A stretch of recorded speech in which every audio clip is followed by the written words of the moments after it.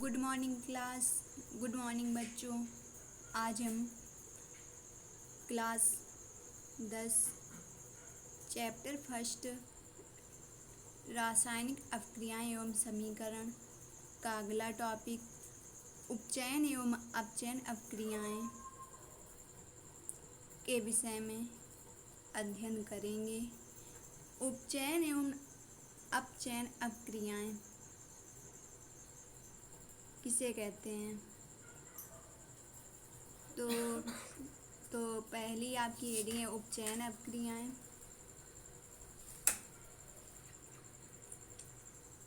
उपचयन अपक्रिया किसी पदार्थ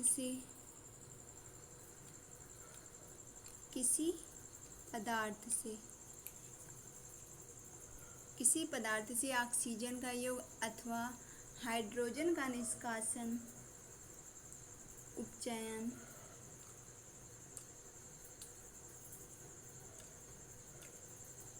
कहलाता है। किसी पदार्थ से ऑक्सीजन का योग अथवा हाइड्रोजन का निष्कासन उपचयन कहलाता है। उदाहरण दिया हुआ है 4Na + O2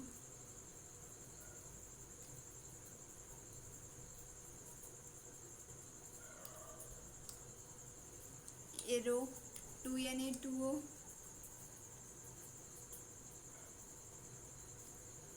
तो यहाँ पर क्या कह रहा है कि ऑक्सीजन का योग,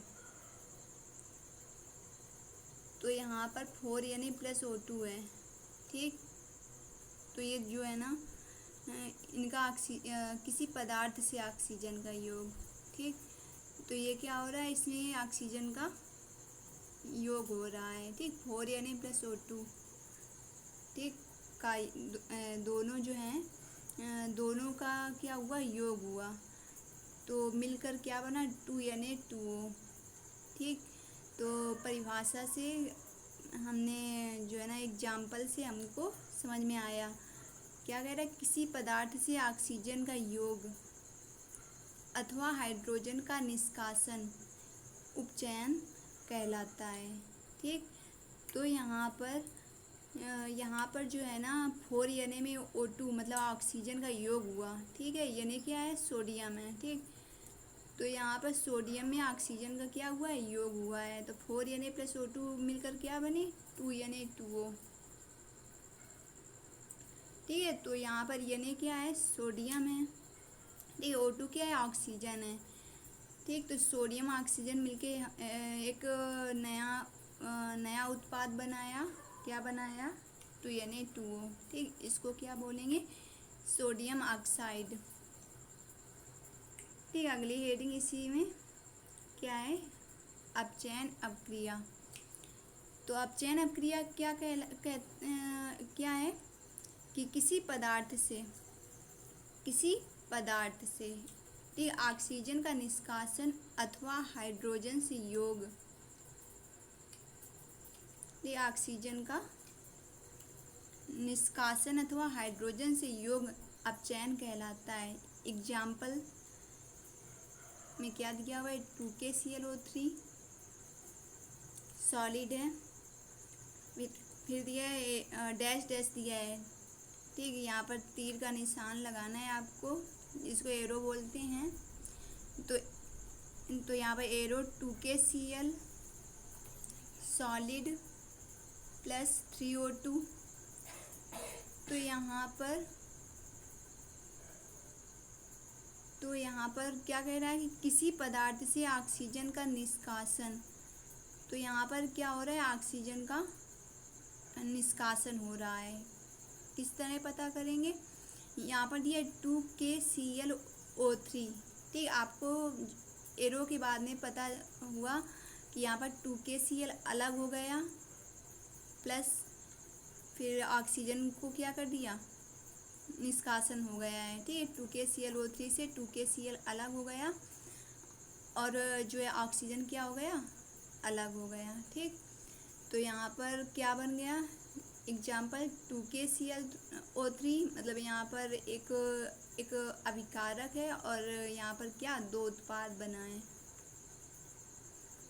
ठीक, तो यहाँ पर 2KClO3 को क्या बोलेंगे, पोटेशियम क्लोरेट। ठीक, एरो 2KCl दिया है तो यहाँ पर KCl को क्या बोलेंगे, पोटेशियम क्लोराइड। फिर O2 को पता है आपको क्या बोलेंगे, ऑक्सीजन। ठीक, तो यहाँ पर पोटेशियम क्लोरेट था पहले, फिर ये जो है ना इसमें ऑक्सीजन का निष्कासन हुआ। ठीक, तो यहाँ पर KCl अलग, 2KCl अलग हो गया। ठीक है, और 3O2 क्या हो गया, अलग हो गया।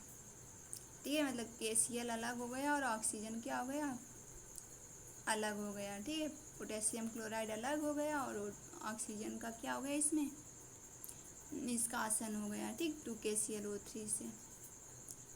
तो इसमें परिभाषा में बताया ही गया है कि किसी पदार्थ से ऑक्सीजन का निष्कासन अथवा हाइड्रोजन से योग अपचयन कहलाता है। फिर इसके बाद अगली हेडिंग है, अगली हेडिंग है रेडॉक्स अपक्रिया। तो रेडॉक्स अपक्रिया किसे कहते हैं, किसी अपक्रिया में यदि एक अभिकारक उपचयन तथा दूसरा अभिकारक अपचयित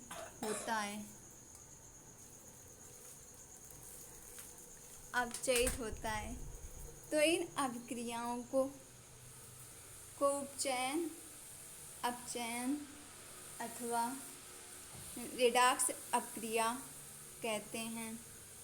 उदाहरण ZnO plus C, arrow Zn plus CO। तो ZnO क्या है, यहाँ पर कह रहा है कि किसी अपक्रिया में यदि एक अभिकारक उपचयन,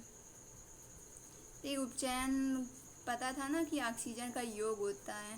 ठीक, तो दूसरा अभिकारक अपचयित।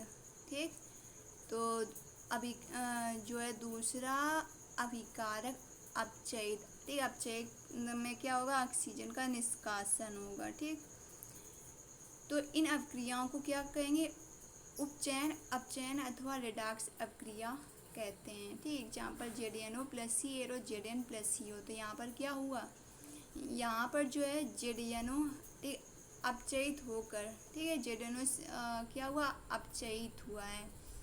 ठीक है, किस तरह पता किया, इसमें क्या हो रहा है, इसमें ऑक्सीजन का निष्कासन हो रहा है। ठीक है, तो जब निष्कासन हुआ तो क्या होगा, अपचयन अपक्रिया होगी। ठीक, ZnO में ऑक्सीजन का निष्कासन हुआ है, जब निष्कासन हो जाएगा तो यहाँ पर Zn केवल बचेगा। ठीक, तो एरो में देखो दिया हुआ है क्या, Zn। ठीक, तो कह रहा है कि यहाँ पर ZnO अपचयित होकर Zn में तथा कार्बन उपचयन होकर, ठीक, कार्बन में क्या आ गया, कार्बन का योग हुआ है ऑक्सीजन से। ठीक, तो कह रहे कार्बन उपचयन होकर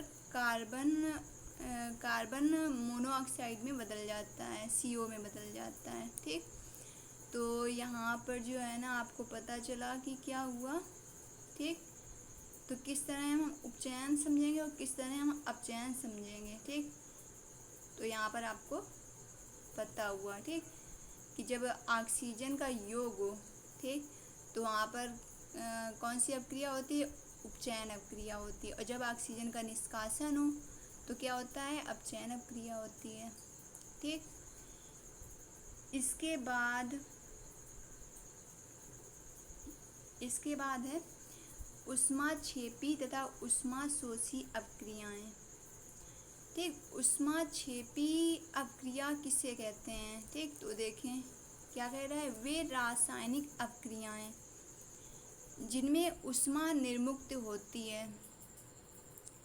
ठीक, वे रासायनिक अपक्रियाएं जिनमें ऊष्मा निर्मुक्त होती है ऊष्माक्षेपी अपक्रियाएं कहलाती हैं।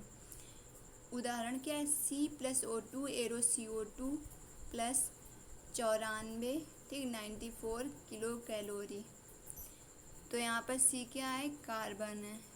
प्लस O2 क्या है, ऑक्सीजन है। ठीक, कह रहा है कि इसमें ऊष्मा निर्मुक्त होती है, ऊष्माक्षेपी अपक्रियाएं कहलाती हैं। ठीक, तो कार्बन और ऑक्सीजन का योग हुआ तो यहाँ पर क्या बना है, कार्बन डाइऑक्साइड। ठीक, तो नीचे देखें दिया, यह एक ऊष्माक्षेपी अपक्रिया है क्योंकि इसमें ऊर्जा निर्मुक्त होती है। ठीक है, फिर अगली हेडिंग देखें यहाँ पर। ये अगली हेडिंग है आपकी ऊष्माशोषी अपक्रिया। ठीक, ऊष्माशोषी अपक्रिया किसे कहते हैं, वह रासायनिक अपक्रिया जिनमें ऊष्मा का अवशोषण होता है, ऊष्माशोषी अपक्रिया कहलाती है। ठीक, तो उदाहरण इसका क्या है, जब नाइट्रोजन और ऑक्सीजन के मिश्रण को उच्च ताप पर गर्म किया जाता है। ठीक है, जब नाइट्रोजन और ऑक्सीजन के मिश्रण को उच्च ताप पर गर्म किया जाता है तो नाइट्रिक ऑक्साइड बनता है एवं ऊष्मा वातावरण से अवशोषित की जाती है। ठीक, तो यहाँ पर क्या दिया, देखिए समीकरण दिया हुआ है नीचे, उदाहरण आपका क्या दिया, N2 + O2। ठीक, नाइट्रोजन और ऑक्सीजन। ठीक, दोनों का क्या हो रहा है, यहाँ पर मिश्रण हो रहा है। ठीक है, तो जब मिश्रण हुआ तो आपका क्या बना, नाइट्रिक ऑक्साइड। नाइट्रिक ऑक्साइड को क्या बोलेंगे, NO। ठीक, इसके बाद क्या दिया है कि इसके बाद अगली हेडिंग दी हुई है संक्षारण।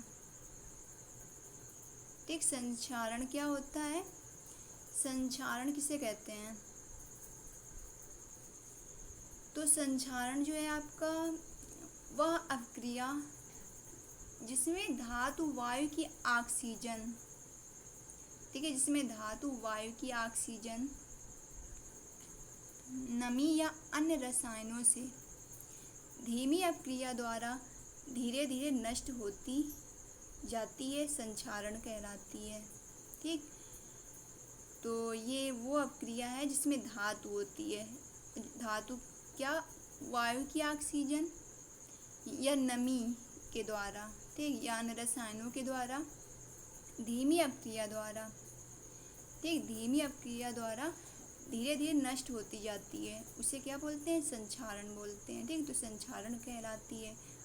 उदाहरण क्या है, उदाहरण है कि लोहे पर जंग लगना। ठीक, तो लोहा आपने देखा कि जंग कैसे लगती है, धीरे धीरे लगती है उसमें, है ना, वो भी जब वायु के संपर्क में आता है या अन्य रसायनों के द्वारा। ठीक, तो यहाँ पर क्या होता है कि लोहे पर जंग लगना। ठीक, तो फिर दिया है चांदी के आभूषणों पर काली परत का जमना आदि। ठीक, तो ये सब जो होता है वायु की ऑक्सीजन नमी या अन्य रसायनों के द्वारा होता है। ठीक, इसके बाद अगली हेडिंग है विकृत गंधिता। तो विकृत गंधिता क्या होती है, ठीक, विकृत गंधिता होती है, इसकी परिभाषा आती है क्या, देखें इसमें दिया है, तेल व वसा युक्त खाद्य पदार्थों को अधिक लंबे समय तक रखने पर उनके स्वाद गंध का बदल जाना विकृत गंधिता कहलाता है। ठीक, कह रहा है कि तेल व वसा युक्त खाद्य पदार्थों को, ठीक, तेल से बने हों और वसा युक्त हों, खाद्य पदार्थ, खाने वाले पदार्थ। ठीक, कह रहे खाद्य पदार्थों को अधिक लंबे समय तक रखने पर, ठीक, अधिक लंबे समय तक, ठीक, रखने पर उनके स्वाद गंध का बदल जाना विकृत गंधिता कहलाता है। ठीक, तो इसका एग्जाम्पल क्या है,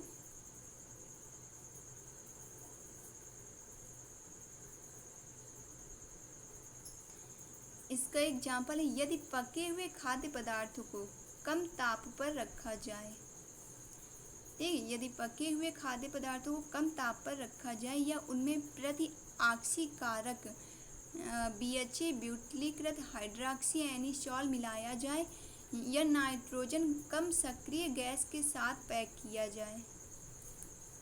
ठीक, क्या कह रहा है कि नाइट्रोजन कम सक्रिय गैस के साथ पैक किया जाए तो विकृत गंधिता को रोका या कम किया जा सकता है। ठीक, जैसे कि तेल से बने हुए आपके कोई तेल से बने हुए खाने वाले, जैसे कि चिप्स के पैकेट आते हैं, चिप्स से भरे होते हैं उसमें, ठीक, तेल से बने होते हैं, वसायुक्त भी होते हैं। ठीक, तो जो है ना उसमें जब आप मतलब बंद रहती है तो आपने देखा होगा वो पैकेट फूली लगती है। तो उसमें क्या होता है कि जब उसमें गैस भरी होती है, तो देखो इसमें कह रहा है कि नाइट्रोजन कम सक्रिय गैस के साथ, ठीक, नाइट्रोजन कम सक्रिय गैस के साथ पैक किया जाए। ठीक है, नाइट्रोजन गैस उसके अंदर होती है। ठीक, तो कह रहा है और नाइट्रोजन कम सक्रिय गैस होती है। ठीक, तो कह रहा है कि कम सक्रिय गैस के साथ पैक किया जाए तो विकृत गंधिता को रोका या कम किया जा सकता है। ठीक, तो जब हम उसके अंदर ये गैस उसमें होगी तो जो है ना आपका जो है ना उसके अंदर जो पैक किया जाएगा चिप्स, तो वो जो है ना काफ़ी दिनों तक उसको जो है ना ख़राब होने से रोका जा सकता है। ठीक, तो आपका जो है ना ये विकृत गंधिता का एग्जाम्पल हो गया। इसके बाद अगला, ठीक, फिर अगला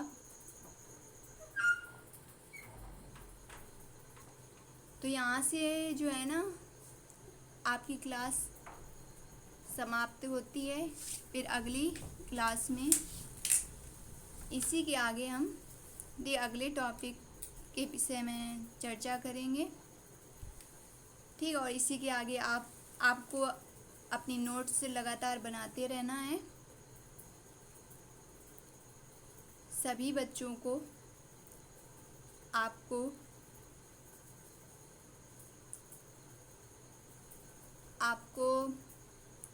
नोट्स के विषय में बता भी देना है। जिसके पास मोबाइल ना हो उसकी हेल्प कर देनी है आपको। ठीक, कॉपी दे के उसको जो है ना उसका कंप्लीट करवा देना है। ठीक, इसके बाद अगला टॉपिक